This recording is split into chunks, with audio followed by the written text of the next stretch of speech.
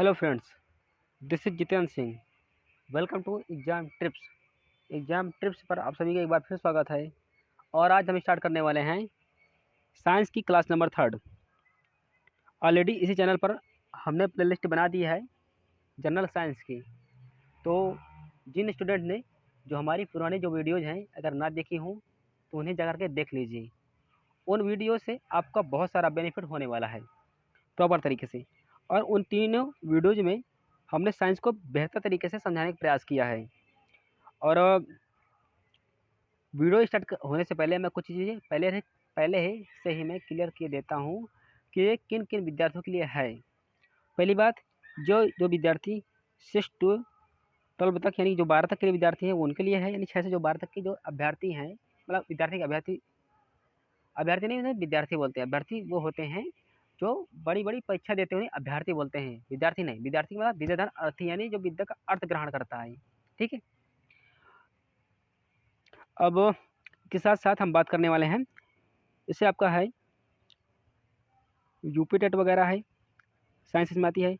Super TET में आपकी science आती है।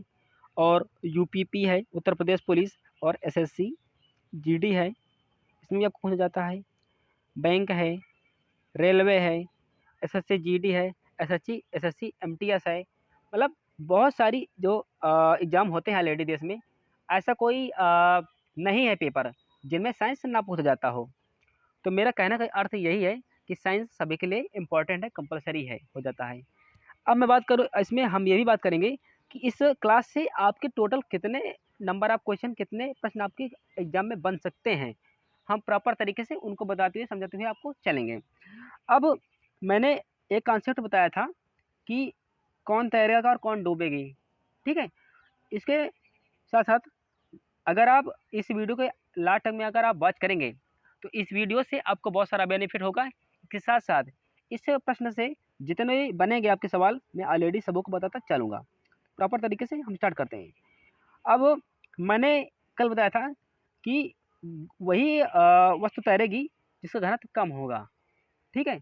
क्योंकि प्रश्न में पूछा जाता है कि कोई वस्तु पानी पर तैर रही तो उसका घनत्व ज़्यादा होगा कि कम होगा, कि उतना रहेगा कि बढ़ेगा है। तो उसका घन जो वस्तु तैरेगी हमेशा उसका घनत्व कम होता है। ठीक है। अब मैं जो लिखा है यहाँ पर पॉइंट में पढ़ देता हूँ कैसे। यदि लोहे की छड़, मतलब एक लोहे की छोटी, हम मतलब गोली मान लेते हैं, छड़ नहीं गोली मान लीजिए, गोली को पारे के पृष्ठ पर आराम से रखा जाता है कि पारे का जो श्यानता ज़्यादा होती है। ठीक है, रखा जाता है तो लोहे की जो गोली होती है वो तैरेगी, क्योंकि लोहे का जो घनत्व होता है ना, पारे के घनत्व से कम होता है। ठीक है। अगर पारे के घनत्व से कम है तो वो तैरेगी। ओके। तो ये पॉइंट प्रॉपर तरीके से आप लोगों को समझ में आ गया होगा। एक प्रश्न आपको यहाँ पर से बन जाएगा। नेक्स्ट, ये भाई इंग्लिश लैंग्वेज वालों के लिए है भाई। ठीक है। इसमें जो है ऑलरेडी, ये जो मैटर आपको जो दिया जा रहा है, ये नोट्स प्रॉपर तरीके से जो हैं आप लोगों को जो मिलते हैं वो हिंदी और इंग्लिश दोनों भाषा में मिलते हैं। ठीक है। हाँ। अब क्या है, एक प्रश्न ये आपको ये सी भी बन जाएगा कि लिखा है दूध से क्रीम। अगर दूध जो हम दूध मथते हैं मथानी से, हमारे घरों में ऑलरेडी जानवरों का दूध दूध निकाल कर उसको मथा जाता है, तो उससे ये कुछ निकलता है, क्या बोलते हैं उसको, मक्खन। ठीक है। लिखा है दूध से क्रीम हटा देने पर बचे हुए जो दूध का घनत्व बढ़ जाता है। अब वहाँ पर आप लोगों को जब आंसर, आप लोगों को अपने एग्जाम में जब आप बैठेंगे तो वहाँ पर से आपको मात्र 2 आपसे पूछेगा, 3 पूछेगा। यदि यहाँ पर एक आपसे मतलब शब्द लगा के, यदि दूध से क्रीम हटा देने पर तो जो दूध जो बच रहा है ऑलरेडी, उससे घनत्व कम होगा कि बढ़ेगा कि स्थिर रहेगा, मतलब कैसा रहेगा। तो वहाँ पर आंसर लगाना है कि उसको जो दूध जो बचा है उसका घनत्व हमेशा बढ़ेगा। ठीक है। आपके 3 प्रश्न बन जाएंगे यहाँ से। हाँ। अब लिखा है प्रवाह के आधार पर जो तरल के घनत्व को श्यानता कहते हैं। अब मैंने कल ही के वीडियो में बताया था कि श्यानता किसे कहते हैं। जो पदार्थ फैल रहा है उसको जो प्रवाह होने की दर है वही श्यानता को बताता है। कैसे, अब मैं एक बॉक्स ले लेता हूँ इसी में। हाँ, ठीक है। इससे मान लें कैरोसिन यानी कि तेल है, मिट्टी का तेल है, यानी कि इसमें लिख रही मिट्टी का तेल। तो मिट्टी का है, एक मिनट थोड़ा सा मैं हटा देता हूँ इसको। मतलब ये मैंने लिया इसमें और इसमें 2 पात्र हैं। इसमें मिट्टी का तेल है यानी कैरोसिन, कैरोसिन, ठीक है। और इसमें आपका अब हम मान लेते हैं इसमें हम मान लेते हैं आपका कौन सा है वो, अरे पारा, पारा, पारा। अब मान लें दोनों दोनों बराबर पात्र में, एक में पारा भरा है और एक में भरा है कैरोसिन। तो पारा का इतना घनत्व ज़्यादा होता है कि अगर उस पर कोई भी चीज़ डाल दोगे तो तैरेगी, ठीक है, क्योंकि उसका घनत्व ज़्यादा होता है। अब अगर बात करोगे आप कैरोसिन की, तो कैरोसिन इतना पतला होता है ना कि अब कहीं पर डाल दीजिए ना, तो अगर आप कहीं पर अगर एक बूंद भी अगर डाल देंगे तो छैल जाएगा, ठीक है, लेकिन पारा नहीं छैलेगा। ये अगर प्रवाह होने की बात करेंगे तो कैरोसिन सबसे स्पीड में, काफ़ी तेज में ये प्रवाह यानी फैलेगी, बहेगी, किसी भी धातु से हो या किसी प्रणाली के भीतर हो, और पारा कम स्पीड से बहेगा, ठीक है। तो ये श्यानता को बताता है। अब मैं एक बार फिर इसको रिव्यू करके बताता हूँ। लिखा है प्रवाह के आधार पर जो तरल के जो घनत्व को श्यानता कहते हैं। जो जो कोई पदार्थ जो लिक्विड फॉर्म में होता है उसके घनत्व को श्यानता कहते हैं, ठीक है। नेक्स्ट आप लोग को समझ में आ गया होगा, मुझको ऐसा विश्वास है, ठीक है। इसका जो अगला पॉइंट है बहुत इंपॉर्टेंट पॉइंट है। लिखा है जो तरल के जो गाढ़ेपन को श्यानता कहते हैं। मैंने ऊपर बता दिया है कि कौन पदार्थ यानी कौन द्रव कौन कम गाढ़ा है कौन ज़्यादा गाढ़ा है, यानी जो तरल पदार्थ के जो गाढ़ेपन को श्यानता कहते हैं। अब हम बात करते हैं, मैंने ऊपर ही बता दिया कि कैरोसिन मतलब उसकी स्पीड कुछ ज़्यादा बहेगी और जो पारा होगा उसका कम होगा, ठीक है। तो आप कह सकते हैं कि जो कैरोसिन की श्यानता ज़्यादा है, सॉरी कम है, और पारा की ज़्यादा है। नेक्स्ट हाँ, लिखा है श्यानता, ये आपको जो सूत्र है आप लोगों को कहीं ना कहीं एक नंबर में आपका टकरा जाएगा, ठीक है। अब आपसे जब पूछेगा ऐसा ऐसे लिखेगा आपसे श्यानता बराबर अनुक्रमणपाती वो सॉरी मतलब व्युत्क्रमणपाती प्रवाह की, ठीक है। अगर श्यानता बढ़ेगी तो प्रवाह कम होगा, इसका अर्थ यह होता है, जैसे एक मिनट में हटा देता हूँ इसको। जैसे श्यानता अगर बढ़ेगी तो प्रवाह कम होगा, अगर श्यानता मतलब प्रवाह कम होगा तो श्यानता बढ़ेगी, मतलब जस्ट इसका उल्टा होता है, तभी तो बोलते हैं व्युत्क्रमानुपाती, ठीक है। अगर इसी में हो जाए कि श्यानता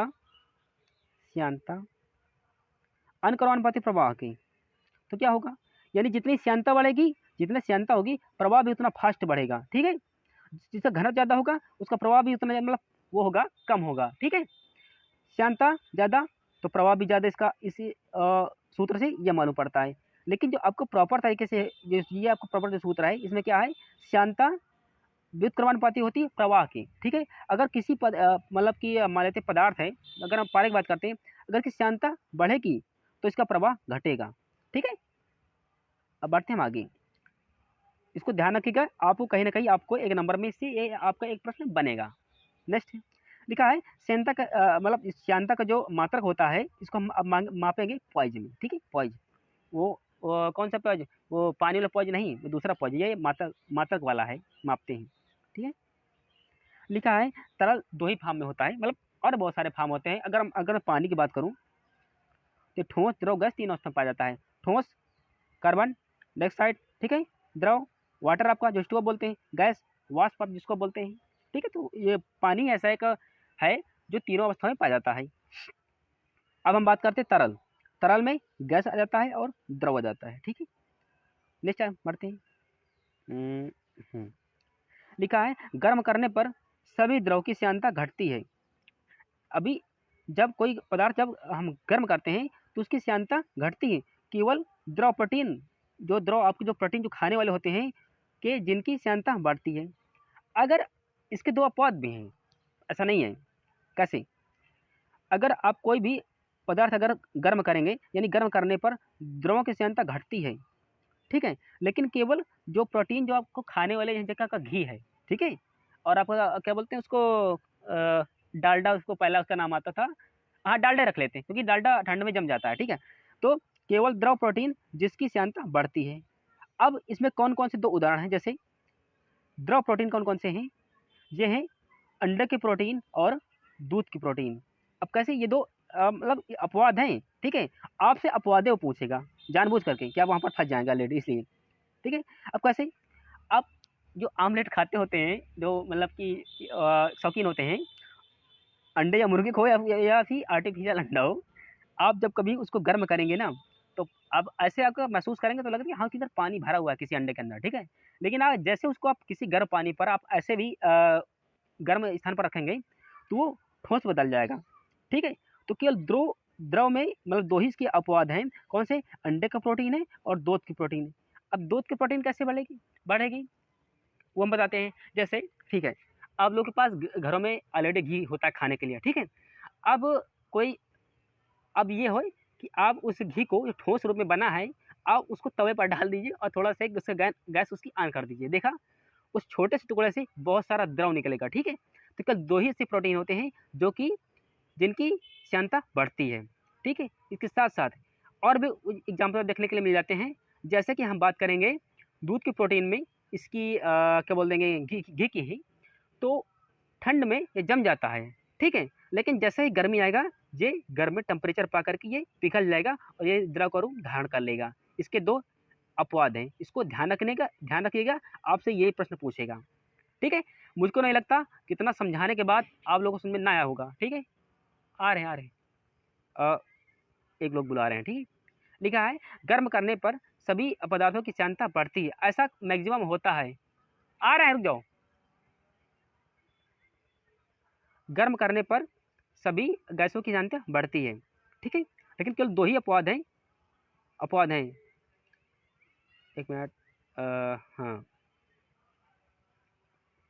अब हम बात कर लेते हैं। ये नोट में काफ़ी इंपॉर्टेंट है आपके लिए, ये ध्यान रखना, आप कहीं ना कहीं आपसे पूछ लेगा, ठीक है। अब लिखता है, ऑलरेडी यहाँ पर लिखा हुआ है कि कम घनत्व एवं कम श्यानता के कारण, यानी जो कम घनत्व कम श्यानता होने के कारण जो बादल के आकाश होते हैं वो तैरते रहते हैं, ठीक है। क्योंकि उनका घनत्व कम होता है और उनकी श्यानता कम होती है, जिस कारण वे बादल आकाश में तैरते रहते हैं, ठीक है। नेक्स्ट है डॉल्फिन। डॉल्फिन हमने बताया था कल कि जो डॉल्फिन होती है वो 2000 से ज़्यादा जो हर्ट्ज की वो जो तरंगदैर्घ्य होती है वो सुन सकती है, जिसको आप बोलते हैं परस्वर्ग ध्वनि, ठीक है। इसको हम आपको कोरिलेशन करेंगे ध्वनि वाले चैप्टर में, ठीक है। अगला, अब जो बादल की हम बात करते हैं कैसे, यदि बादलों का घनत्व, जो बादल का डेंसिटी है जिसको बोलते हैं, और श्यानता दोनों बढ़ जाते हैं, अगर घनत्व और श्यानता दोनों अगर बढ़ जाते हैं तो बादल फट जाते हैं। कैसे? अब बादल आसमान में कैसे तैरते रहते हैं? क्योंकि उनका जो बादलों का घनत्व कम होता है और उनकी श्यानता भी कम होती है, ठीक है। लेकिन जब कहीं पर जैसे कि उत्तराखंड वगैरह, जब कभी मतलब उन बादलों का घनत्व भी बढ़ जाए और उनकी श्यानता में दोनों बढ़ जाती हैं, तब बादल फट जाते हैं और इससे भयंकर जनहानि होती है। और क्या, नेक्स्ट अगला है, वे पदार्थ जो वातावरण से नमी ग्रहण कर लेते हैं आर्द्रता ग्राही पदार्थ कहलाते हैं, ठीक है। यानी कि जो पदार्थ होते हैं टेम्परेचर से, मतलब वे पदार्थ जो वातावरण से नमी को ग्रहण कर लेते हैं उन्हें आर्द्रता ग्राही कहते हैं। अब देखो, आर्द्रता का मतलब क्या होता है? नम। अब ग्राही मतलब क्या होता है? ग्रहण करने वाला, यानी कि जो नम को ग्रहण करेगा वो आर्द्रता ग्राही होगा, बात खत्म, ठीक है। आपके लिए इंपॉर्टेंट है, एक नंबर क्वेश्चन आपसे पूछेगा, ठीक है। हाइग्रोमीटर और हाइड्रोमीटर, इसमें अंतर है, आपको ध्यान रखना है। हर चीज़ को बारीकी से बारीकी पढ़ के चलना है कि इस प्रश्न से अगर इस क्लास अगर प्रश्न आपके परीक्षा में आ रहा है, इसके पढ़ने के बाद अगर आप गलत हो रहा है तो भाई आपके पढ़ने कोई अर्थ नहीं बनता सीरीज को फॉलो करने का, ठीक है। इसलिए फॉलो अगर कर रहे हैं तो कोई भी इस क्लास से जितने अगर आपको प्रश्न पढ़ाए जा रहे हैं, कोई भी प्रश्न आपको गलत ना हो, ध्यान रखिएगा, ठीक है। हाइग्रोमीटर एक ऐसा यंत्र है जिसके द्वारा आपेक्षिक घनत्व को मापा जाता है, ठीक है। कैसे लिखा है? हाइग्रोमीटर एक ऐसा यंत्र है जिसके द्वारा एक पद्धति होती है, यानी जैसे कि आप टेम्परेचर को माप सकते हैं सेल्सियस में, फ़ारेनहाइट में, केल्विन में, उसी तरह के हाइग्रोमीटर एक ऐसा यंत्र है जिसके द्वारा आपेक्षिक घनत्व आर्द्रता को मापा जाता है, हाइग्रोमीटर, ठीक है। अब बात कर लेते हैं कि जो अपेक्षिक जो आर्द्रता को हमेशा परसेंटेज में मापते हैं, ठीक है। यहाँ पर कब आपका बात पूरी तरीके से क्लियर हो गया होगा, ठीक है। अब हम बात करेंगे ऊष्मा, जिसको आप बोलते हैं हीट, ठीक है। अब इसमें कई प्रकार के टेम्परेचर होते हैं, एक ठंडा, एक गर्म, एक तरीके से समझ लीजिए, जो टेम्परेचर हमेशा होगा ना वो उच्च से निम्न की ओर जाएगा, ठीक है। उच्च से निम्न की ओर, उच्च से निम्न की ओर, उच्च से निम्न की ओर। कैसे? जैसे मान लीजिए ये लोहे की एक रॉड है, ठीक है, और यहाँ पर से ऑलरेडी ऊष्मा को भेजी जा रही है या जो गर्म होता है, जैसे आप एक राड ले लीजिए लोहे की, उस राड को आप एक जहाँ पर आगी मतलब आग जो बढ़ रही हो वहाँ पर किसी बर्नर में आप लगाएँगे, तो एक लोहे का जो राड होगा ना, उसका जो जिस तरफ बर्नर लगा है, उसका गर्म होता हुआ आपके हाथ की तरफ आएगा, ठीक है? तो इसको आप क्या बोलेंगे, जो ऊष्मा होती है ना, वो हमेशा उच्च से निम्न की ओर जाती है, ठीक है? आपका ये प्रश्न 1 नंबर का है। अब ऊष्मा क्या है? ऊष्मा एक प्रकार की ऊर्जा है, ठीक है? जिसको आप बोलेंगे ऊष्मीय ऊर्जा। ऊष्मीय ऊर्जा कैसे? अब ऊष्मीय ऊर्जा को तो ग्रहण कर देते हैं ये क्या बोलते हैं, कार्बन डाइऑक्साइड में, और ये कार्बन मोनोऑक्साइड पेड़ जो है रात में मतलब छोड़ते हैं, और CO2 ग्रहण करते हैं सूर्य से। अब ऊष्मीय ऊर्जा कैसे? अब ऊष्मीय ऊर्जा जब सूर्य निकलता है, उसकी किरणें किसी हरी पत्ती पर पड़ते हैं, ठीक है? तो ऊष्मीय ऊर्जा से वो ग्रहण कर लेता है अपनी ऊर्जा को, ठीक है? हाँ, लिखा तापमापी यानी कि टेम्परेचर कैसे? अब हम बात कर लेते हैं चिकित्सीय टेम्परेचर, यानी जो तापमापी होता है, जो आप डॉक्टर जो लगाए रहते हैं, वो वही है जो चिकित्सीय तापमापी होता है। लिखा है इसका प्रयोग शरीर का ताप मापने में करते हैं। जो डॉक्टर के पास आप जाते हैं ना, तो एक निकाल कर वो लगाता है, एक हेडफोन की तरीके इस कान में, एक दूसरे कान में, ठीक है? इसके बाद में आपके हार्ट में या बॉडी में कहीं पर टच करके देखता है ना, वो तो वही होता है टेम्परेचर मापने का, ठीक है? नहीं नहीं नहीं नहीं, वो नहीं, वो तो दूसरा है। उसको स्टेथोस्कोप बोलते हैं, स्टेथोस्कोप बोलते हैं। जो जो मैंने इसकी बात की थी, जो अपने हाथ पर और जो अपने कान पर लगाता है, जो मतलब देखता है, जैसा कि उसमें हार्ट की और जो आपकी नाड़ियाँ उसको मालूम पड़ जाता है। लेकिन ये वो होता है जब कहीं पर आपका टेम्परेचर होता है ना, तो डॉक्टर आपको एक पेन की जो अंदर की स्लाइड होती है ना, उसी के जैसा आपका मुँह में रखने के लिए देता है, और उसमें अंदर पारा भरा होता है, ठीक है? क्यों? क्योंकि उसको बोलते हैं आप यानी चिकित्सीय तापमापी, ठीक है? वो आपका टेम्परेचर बॉडी का बता देगा। उसकी रेंज कितना है, यानी उसका दायरा कितना है, तो उसका दायरा 35 अंश सेंटीग्रेड से उसका है 42 अंश सेंटीग्रेड। इसकी कैपेसिटी यानी कि उसकी क्षमता है, वो केवल उतना तक का ही नाप सकता है, ठीक है? आपकी स्लाइड खत्म हो गई। तो इस प्रश्न से जितना मुझ में कैपेसिटी थी, जितनी मुझ में क्षमता थी, मैंने पूरा प्रयास किया है, ठीक है? आप भी इस वीडियो को जितना हो सके शेयर कर दीजिए। और एक बात मैं और कहना चाहूँगा कि एक आप लोगों ने गुरु द्रोणाचार्य का नाम सुना होगा, और एकलव्य का नाम सुना होगा। तो एकलव्य ने तो गुरु द्रोणाचार्य को अपना अंगूठा दे दिया था काट करके, और तुम लोग उसी अंगूठे से लायक नहीं कर सकते। सोचिए, एक शिष्य था किसी व्यक्ति का, मतलब कि रहा कोई रहा होगा, उसने अंगूठा काट के दान कर दिया, और तुम लोग उसी अंगूठे से एक वीडियो को लाइक नहीं कर सकते। सोचो, ठीक है? भाई ये इंटरनेट है, जिसका मन होगा करेगा, नहीं करेगा, लेकिन अपना एक दायित्व तो समझिए, ठीक है? तो इस वीडियो को जितना हो सके शेयर कर दीजिए। इसके साथ साथ मैं ये कहना चाहूँगा कि जितने व्यक्ति इसको पढ़ने वाले हों, अगर रेगुलर चीज़ को अगर फॉलो कर रहे होंगे, तो उनका एक भी प्रश्न साइंस से छूटेगा नहीं। ये हमारा प्रयास है। और कैसा लगा हमारा तरीका, और जितना भी है हमने प्ले लिस्ट में बना दी है, आप उन प्ले लिस्ट को देखिएगा। बेहतर तरीके से हमने प्रॉपर तरीके से समझाया है। आप केवल कंटेंट पर ध्यान दीजिए। ऑलरेडी जब मैं वीडियो रिकॉर्ड करता हूँ, तो यहाँ पर कुछ आपको आवाज़ सुनाई देती होगी भन्न की तरीके से, ठीक है? तो उसकी आवाज़ है, कोई दिक्कत नहीं है। आप केवल कंटेंट पर ध्यान दीजिए, क्योंकि मुझको वीडियो 2 बार अपलोड करनी पड़ेगी, इसलिए मैं चाहता तो इसको काइनमास्टर में काट सकता था, ठीक है? लेकिन मुझको 2 बार वीडियो अपलोड करनी पड़ेगी, उसमें काफ़ी समय लगता है प्रोसेस में। इसलिए आप केवल कंटेंट पर ध्यान दीजिए, मेरे पढ़ाने के तरीके पर ध्यान दीजिए, बाकी आपको किसी पर ध्यान नहीं देना है। बाकी मैं अपना दायित्व निभा रहा हूँ, आप लोग अपना दायित्व निभाइए। तो थैंक यू मेरे दोस्त, हम ये वीडियो को यहाँ पर ख़त्म करते हैं। धन्यवाद।